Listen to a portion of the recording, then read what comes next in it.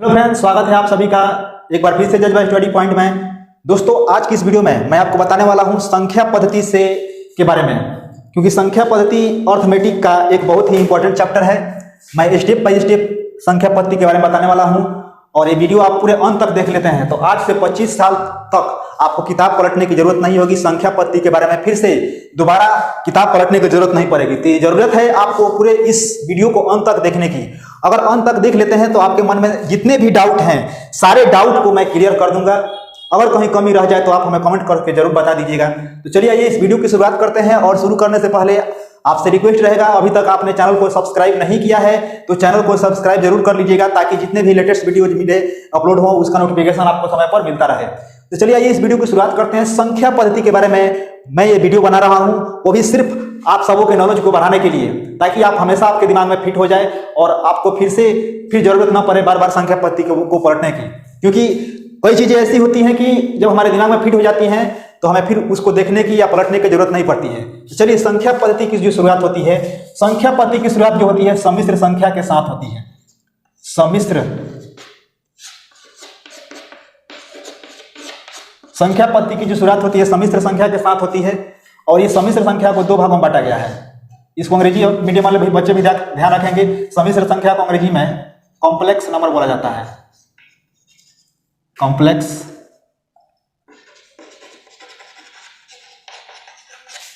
सम्मिश्र संख्या को दो भाग बांटा गया है। एक होता है वास्तविक संख्या, जिसको अंग्रेजी में बोला जाता है रियल नंबर, और दूसरा होता है अवास्तविक संख्या।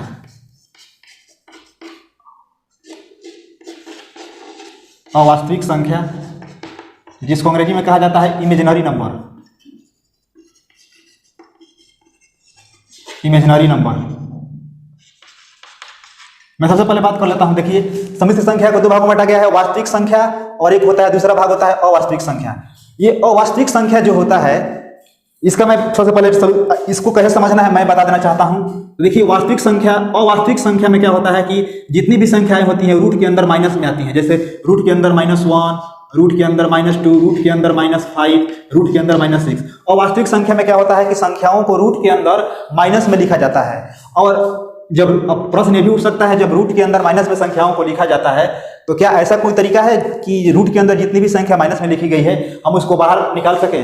हाँ, बिल्कुल तरीका है। उसके लिए आपको याद रखना पड़ेगा ये वैल्यू आयोटा स्क्वायर का जो वैल्यू होता है -1 के बराबर होता है। कितना होता है? आयोटा स्क्वायर का जो वैल्यू होता है, यहाँ पर स्क्वायर रहेगा, आयोटा स्क्वायर का जो वैल्यू होता है -1 के बराबर होता है। इस बात को आपको ध्यान रखना पड़ेगा। और यहाँ से समझिएगा ध्यान से एक और चीज, एक और कॉन्सेप्ट यहाँ समझिएगा कि जब आयोटा स्क्वायर -1 के बराबर है तो यहाँ से स्क्वायर जब हटेगा बॉर्डर उस पर जाएगा तो क्या हो जाएगा, ये स्क्वायर जब हटता है तो इधर आकर क्या हो जाता है -1 बन जाता है, यानी आई बराबर √1 बन जाता है। ये आपको दिमाग में नोट करके चलना है, क्योंकि जो चीज को आप अच्छे से दिमाग में नोट कर लेते हैं कई सालों तक आप उसको नहीं भूलते हैं। तो इस बात को आपको ध्यान रखना पड़ेगा कि आई का जो वैल्यू है √1। अब देखिएगा, सोचिएगा, अब यहाँ पर अगर मान के चलिए √5 है, इसको हम अगर हम चाहें तो कर लिख सकते हैं ऐसे। 5 को तो ऐसे भी हम लिख सकते हैं √5 गुना -1, तो इसको हम ऐसे लिख सकते हैं √5 गुना √1। देखिएगा, √5 के बदले में 5 और आई का वैल्यू और √1 का जो वैल्यू होता है आयोटा यानी आई के बराबर होता है 5 लिख देंगे। ठीक है, तो आप समझ सकते हैं कि रूट के अंदर जो भी संख्या माइनस में आएंगी वो क्या होती है, अवास्तविक संख्या होती है। अब मैं बात कर लेता हूं कि वास्तविक संख्या के बारे में। तो देखिए, वास्तविक संख्या जो होती है, ये वास्तविक संख्या दो प्रकार की होती है। वास्तविक संख्या कितने प्रकार की होती है? दो प्रकार की होती है। ये कौन कौन संख्या होती है? तो पहली होती है संख्या, वास्तविक संख्या दो प्रकार की होती है। एक होती है परिमेय संख्या और दूसरी होती है अपरिमेय संख्या। मेरा काम है आपको समझा देना, आपके दिमाग में ये बात छप जाए अच्छे से कि वास्तविक संख्या पद्धति में संख्याओं का जो क्रम होता है, क्या होता है पैटर्न, और उसको कैसे अपने दिमाग में स्टोर करके रखते हैं। आखिर उसके पीछे जो राज होता है, इस राज को जान लेना, बता देना मेरा काम है। देखिए, तो वास्तविक संख्या दो प्रकार की होती है। एक होती है परिमेय संख्या, दूसरी होती है अपरिमेय संख्या।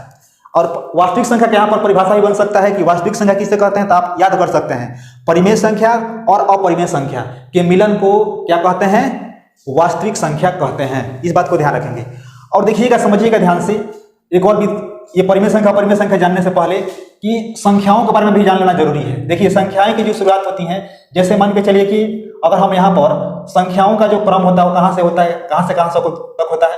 संख्याएं जो होती है -∞ से +∞ तक होती है और संख्याओं की जो शुरुआत होती है 1 से होती है। जैसे मान के चलिए अब कोई संख्या हम ले लेते हैं 1 2 3 4 5 6 7, ऐसे ही काउंटिंग करते चलते जाते हैं इनफाइनाइट तक चले जाते हैं।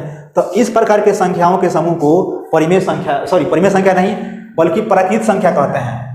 क्या कहते हैं? प्राकृत संख्या कहते हैं। इस बात को ध्यान रखेंगे आप लोग। प्राकृत संख्या किसे कहते हैं? तो आप यहाँ से परिभाषा बना सकते हैं कि गिनती की संख्या को प्राकृत संख्या कहते हैं। इसे अंग्रेजी में नेचुरल नंबर भी कहा जाता है। क्या कहा जाता है? नेचुरल नंबर भी कहा जाता है। तो इस बात को आपको ध्यान रखना है। और जब प्राकृत संख्या बना जिसकी शुरुआत 1 से होती है, जैसे 1 2 3 4 डॉट, तो माना उस समय कहा गया कि ये जो संख्याएं हैं ये पूर्ण संख्या नहीं है, तो इसीलिए इसके पहले क्या हुआ कि 0 लगा दिया गया। आपको मालूम ही होगा कि 0 का आविष्कार भारत के लोगों ने किया, आर्यभट्ट ने 0 का आविष्कार किया था। तो इस प्राकृत संख्या के पहले अगर शून्य लगा देते हैं, शामिल कर लेते हैं और इसको काउंट करते हैं, तो इसको क्या कहते हैं? ये बन जाता है पूर्ण संख्या। अंग्रेजी में इसको होल नंबर कहा जाता है। यानी परिभाषा ये निकल कर आया कि प्राकृत संख्याओं के पहले शून्य शामिल करके गिनने को क्या कहते हैं? पूर्ण संख्या कहते हैं और इसे W से सूचित किया जाता है। ठीक है। अब यहां से परिभाषा ये भी बन सकता है, अगर मैं आपसे पूछूं कि क्या सभी प्राकृत संख्याएं पूर्ण संख्याएं हो सकती हैं, तो आप आसानी से कह सकते हैं हाँ बिल्कुल हो सकती हैं, क्योंकि सभी प्राकृत संख्याओं में 1 2 3 4 जितनी भी संख्याएं हैं सभी से मिल सकती है। लेकिन फिर मैं आपसे ये भी पूछूं कि क्या सभी पूर्ण संख्याएं प्राकृत संख्या हो सकती हैं, तो आप कह सकते हैं बिल्कुल नहीं हो सकती हैं। क्योंकि देखिए प्राकृत संख्या में संख्याओं की शुरुआत 1 से होती है, जबकि पूर्ण संख्या में संख्याओं की शुरुआत 0 से होती है। तो आप ये कह सकते हैं कि सभी प्राकृत संख्याएं पूर्ण संख्याएं हो सकती हैं, लेकिन सभी पूर्ण संख्याएं प्राकृत संख्या नहीं हो सकती, क्योंकि 0 तो पूर्ण संख्या है, 0 प्राकृत संख्या में नहीं आता है। तो इसीलिए इस बात को ध्यान रखेंगे 0 की वजह से। ठीक है, तो इस बात को आपको ध्यान रखना है। अब मैं बात करता हूं प्राकृत संख्या पूर्ण संख्या जान गए, समझ गए। अब मैं बात कर लेता हूं जैसे और भी जो संख्याएं हैं, प्राकृत संख्या पूर्ण संख्या जान गए। अब पूर्णांक के बारे में बात कर लेता हूं। पूर्णांक के बारे में, पूर्णांक क्या होती है ये समझिएगा ध्यान से। पूर्णांक को अंग्रेजी में इंटीजर्स बोला जाता है। क्या बोला जाता है? इंटीजर्स। इसको सूचित किया जाता है I या Z से, I या Z से। अब बात आता है ये कि पूर्णांक किसे कहते हैं, तो मैं आपको बता देना चाहता हूं पूर्णांक किसे कहते हैं। तो पूर्णांक का डेफिनेशन ये बन सकता है कि संख्याओं के धनात्मक और ऋणात्मक समूह को पूर्णांक कहा जाता है। संख्याओं के धनात्मक या ऋणात्मक समूह को ले लीजिए, उसको पूर्णांक कहते हैं। जैसे अब एक नंबर लाइन हम ले लेते हैं। यहाँ पर ये नंबर लाइन आपको दिखाई दे रहा है। अब इस नंबर लाइन में पर बीच में क्या होता है? 0 होता है, इधर -1, इधर -2, इधर -3, इधर -4। कहाँ तक चला जाता है? तो ये -∞ तक, ये -∞ तक जाता है ना, क्योंकि आज तक सबसे बड़ी संख्या ज्ञात नहीं किया जा सका है। आइए जो इधर जब आगे बढ़िएगा तो 1 2 3 4 कहाँ तक चला जाइएगा? इनफाइनाइट तक, अनंत तक। मतलब तो देख सकते हैं संख्याओं के धनात्मक, मतलब इसमें धनात्मक संख्या भी है और ऋणात्मक संख्या भी है। यानी ये जो पूर्णांक होता है, कह सकते हैं कि संख्याओं के धनात्मक या ऋणात्मक समूह को क्या कहते हैं? पूर्णांक या इंटीजर कहते हैं। और ये पूर्णांक या इंटीजर 3 प्रकार के होते हैं। कौन कौन से होते हैं इस बात को आप समझिएगा ध्यान से। एक होता है पॉजिटिव इंटीजर्स, जैसे 1 2 3 4 डॉट डॉट, और एक तो 0 स्वयं होता है, और दूसरा क्या होता है? निगेटिव इंटीजर्स, जैसे -1 -2 -3 -4, ये हो जाता है पॉजिटिव इंटीजर्स। तो अब यहाँ पर ये जो दिखाई दे रहा है आपको 1 2 3 4 डॉट डॉट पॉजिटिव इंटीजर, इसी को प्राकृत संख्या कहते हैं। और इसके पहले अगर शून्य शामिल कर लेते हैं तो ये पूर्ण संख्या बन जाता है। और एक और बात का ध्यान रखिएगा, 0 ना तो पॉजिटिव नंबर है और ना ही नेगेटिव नंबर है। 0 ना तो पॉजिटिव नंबर है और ना ही नेगेटिव नंबर है, इसीलिए 0 सिर्फ न्यूट्रल है। ये बात को समझिए। यही कारण है कि 0 को जब हम किसी भी संख्या में जोड़ते हैं या घटाते हैं तो कोई फर्क नहीं पड़ता है। हाँ, लेकिन गुना करते हैं तो उसका फर्क पड़ता है। तो ये आपको ध्यान रखना है। तो आपको समझ में आया होगा पूर्णांक के बारे में। और पूर्णांक को हमेशा I या Z से सूचित करते हैं। तो पूर्णांक की जब भी बात किया जाए तो पूर्णांक के बारे में आप याद रखेंगे, पूर्णांक धनात्मक हो सकता है, ऋणात्मक हो सकता है या 0 भी हो सकता है। पूर्णांक में बहुत सारे बच्चे गड़बड़ करते हैं। पूर्णांक में माइनस प्लस, मतलब जैसे -1 भी बोल सकते हैं, +1 भी बोल सकते हैं, 0 भी बोल सकते हैं, लेकिन बाटा वाली संख्या नहीं। ठीक है, इस बात को आपको ध्यान रखना है। पूर्णांक में कौन कौन संख्या हो सकती है, इस बात को ध्यान रखना है। ये समझ में आ गया? चलिए आगे मैं पढ़ता हूं। अब मैं बात कर लेता हूँ, देखिए जैसे कि परिमेय संख्या हम पहले लिखे थे यहाँ पर परिमेय संख्या। परिमेय संख्या किसे कहते हैं? तो देखिए वैसी संख्या जिसे P बटे Q के रूप में लिखा जा सके। ध्यान रखिएगा, जहाँ P और Q क्या है? पूर्णांक है। इस बात को ध्यान रखेंगे, P और Q दोनों क्या है? पूर्णांक हैं। P और P बटा Q क्यों लिखा जाता है? क्योंकि P और Q पूर्णांक ना है। हम पूर्णांक क्यों कह रहे हैं? क्योंकि पूर्णांक नहीं कहेंगे तो माइनस प्लस कैसे आएगा? क्योंकि पूर्णांक में माइनस प्लस दोनों संख्याएं आ जाती है। तो वैसी संख्या है जिसे P बटा Q के रूप में लिखी जा सके, जहाँ P और Q पूर्णांक हो। और एक और बात यहाँ पर ध्यान रखेंगे, और Q 0 के बराबर नहीं हो, उसे क्या कहेंगे? परिमेय संख्या कहेंगे। परिमेय संख्या वैसी संख्या है जिसे P बटा Q के रूप में लिखा जा सके और Q क्या हो? 0 के बराबर नहीं हो, तभी वो परिमेय संख्या कहलाएगी, अन्यथा परिमेय संख्या नहीं कहलाएगी। जैसे देखिए P बट, अब जरूरी नहीं कि हर एक संख्या मतलब बाटा में ही दिया हो तभी हम उसको परिमेय संख्या कहेंगे। अब हम लिख देते हैं 4, तो पूछा जाए आपसे क्या ये परिमेय संख्या है? बिल्कुल परिमेय संख्या है। क्यों? क्योंकि इसके नीचे 1 छुपा हुआ है। 3/4 परिमेय संख्या है, बिल्कुल 3/4 परिमेय संख्या है, क्योंकि इसको P बाई Q फॉर्म में लिखा गया है ना, लिखा जा सकता है इसको। 7/8 ये भी क्या है? एक परिमेय संख्या है। लेकिन अगर मैं पूछूं आपसे कि 0/1 ये भी परिमेय संख्या है, तो बिल्कुल आप कह सकते हैं ये भी परिमेय संख्या है, क्योंकि 0/1 क्या होता है? 0 होता है। ठीक है, 0/1 क्या होता है? 0 होता है। अब आपको याद ही होगा कि किसी भी संख्या में मतलब 0 से किसी भी नंबर से आप डिवाइड कीजिएगा, जैसे 0/8, 0/10, किसी भी नंबर से 0 में डिवाइड कीजिएगा तो उसका रिजल्ट क्या होता है? 0 ही होता है। इस बात को आपको ध्यान रखना होगा। ठीक है, इसीलिए 0 भी क्या है? एक परिमेय संख्या है। 0 भी क्या है? एक परिमेय संख्या है। इस बात को आपको ध्यान रखेंगे। लेकिन अगर आपसे कहूँ मैं कि 3/0, 4/0, 5/0 क्या ये परिमेय संख्या है? तो आप बिल्कुल कह सकते हैं परिमेय संख्या नहीं है, क्योंकि इसका कंडीशन में क्या कहा जा रहा है? कंडीशन में कहा जा रहा है कि Q 0 के बराबर नहीं आना चाहिए, लेकिन यहाँ पर क्या आ गया? नीचे वाला वैल्यू 0 आ गया ना, तो इसीलिए क्या है? ये परिमेय संख्या नहीं है। ठीक है, इस बात को आपको ध्यान रखना है। परिमेय संख्या होने के लिए क्या होना चाहिए? कंडीशन नीचे 0 नहीं होना चाहिए।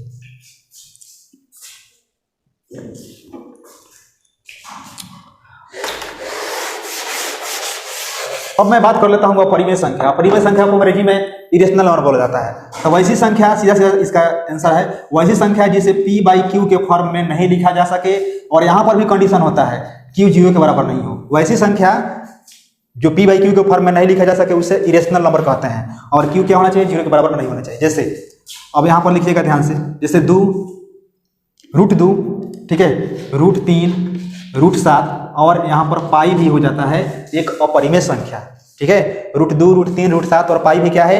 अपरिमेय संख्या है। लेकिन ध्यान रखिएगा अपरिमेय कब नहीं होगा? जब यहाँ पर 0 आ जाएगा बटा में, क्योंकि कहा जा रहा है Q 0 के बराबर नहीं होना चाहिए। यहाँ पर कुछ नहीं दिया तो समझिए कि 1 है, नीचे कभी भी 0 नहीं आना चाहिए, नहीं तो ना तो वो परिमेय होगा और ना ही अपरिमेय होगा, ना परिमेय अपरिमेय कुछ नहीं कहलाएगा अगर नीचे 0 आ गया। तो इस बात को आपको ध्यान रखना है। और एक बहुत सारे बच्चे गड़बड़ करते हैं, एक चीज और भी ध्यान रखिएगा कि पाई अपरिमेय संख्या है, लेकिन 22/7 जो है 22/7, पाई तो अपरिमेय संख्या है लेकिन 22/7 क्या है? ये परिमेय संख्या है, रेशनल नंबर है। ध्यान रखिएगा, आपको याद ही होगा कि पाई का जो मान होता है, पाई बराबर हो जाता है 3.141, ऐसे ही डॉट डॉट करके होता है। सबसे पहले पाई का मान पाइथागोरस ने निकाला था कुछ स्थान। बस अंक का मोबाइल नंबर याद नहीं होता है तो ये क्या निकलेगा? क्या याद होगा? चलिए आगे बढ़ते हैं।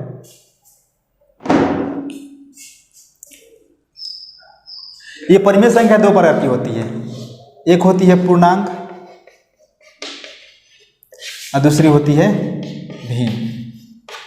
पूर्णांक के बारे में मैं चर्चा नहीं करूंगा, पूर्णांक के बारे में ऑलरेडी आपको बता चुका हूं। भिन्न के बारे में बताता हूं। भिन्न 2 प्रकार के होते हैं, एक होते हैं साधारण भिन्न और एक होता है दशमलव भिन्न। एक सिंपल फ्रैक्शन कह सकते हैं, इसको वल्गर फ्रैक्शन कह सकते हैं अंग्रेजी में। अब साधारण भिन्न का मतलब क्या हुआ? साधारण भिन्न में क्या क्या आ सकता है ये आप समझिएगा ध्यान से। देखिए साधारण भिन्न में जैसे अब 3/4 पूछें कि कैसा भिन्न है, तो कह सकते हैं आसानी से कि ये साधारण भिन्न है। ठीक है, 8/4 ये क्या है? साधारण भिन्न है। लेकिन दशमलव भिन्न में जैसे कि 0.7 आ गया, ये दशमलव भिन्न हो गया। 0.8 आ गया, दशमलव भिन्न हो गया, दशमलव भिन्न होता है।